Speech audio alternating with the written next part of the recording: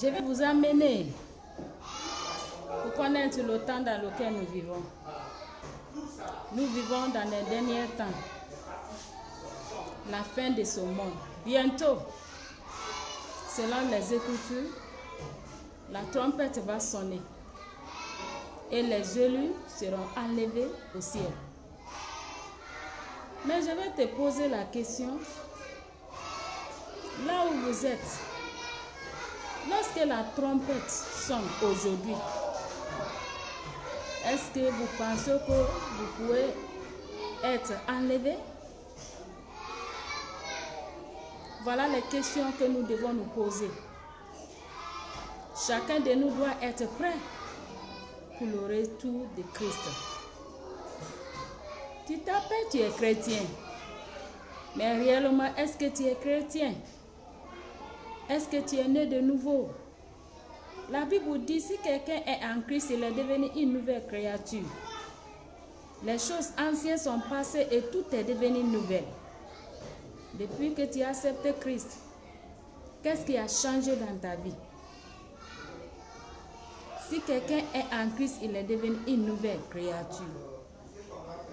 Si on parle de la nouvelle naissance, il s'agit de tourner de direction. Hier, tu étais menteur. Aujourd'hui, tu as accepté Jésus. Tu ne dois plus être menteur. Hier, tu étais fornicateur. Tu es en Jésus. Toute chose est devenue nouvelle. Tu ne dois plus continuer cette vie de fornication.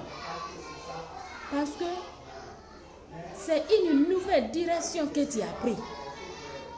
Tu ne dois plus vivre pour le monde. Tu dois vivre pour Christ. Bien-aimés, nous devons être prêts. Si nous ne sommes pas prêts, ça c'est très dangereux pour nous. Parce que les héros seront enlevés. Tu sais, dans l'église, tu évangélises, tu chantes dans la chorale, tu prêches la parole de Dieu, mais réellement, est-ce que tu es né de nouveau? Si tu continues à mener la vie ancienne, faire les choses qui contredisent la volonté de Christ, bien-aimé, tu dois prendre une décision parce que la trompette va bientôt sonner. C'est le moment que nous devons nous attacher à la parole de Dieu. C'est le moment que nous devons serrer nos mains dans la prière. C'est le moment que nous devons nous attacher au Seigneur dans la prière et dans la prédication de la parole de Dieu. Mais toi-même, tu as le problème. Comment tu peux prêcher la parole de Dieu? Tu n'es pas encore né de nouveau. Comment tu peux prêcher la parole de Dieu? Quand la trompette va sonner, l'état dans lequel tu es, comment tu vas faire? Bien-aimés, préparons-nous. C'est le moment de nous attacher au Seigneur. C'est le moment de t'examiner. Examine ta vie. Regardez la vie que tu es en train de mener.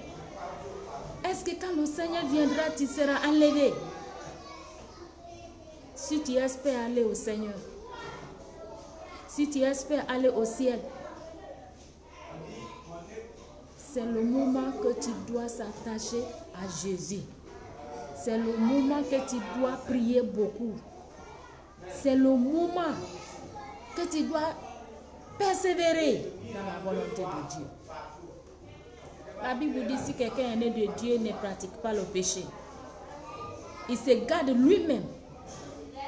Et le malheur ne peut pas le toucher. Si tu vois que Satan a lancé dans ta vie, c'est parce que tu l'as déjà ouvert une porte.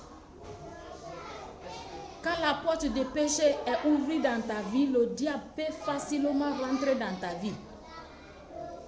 Le moment qu'il veut te frapper, il va te frapper.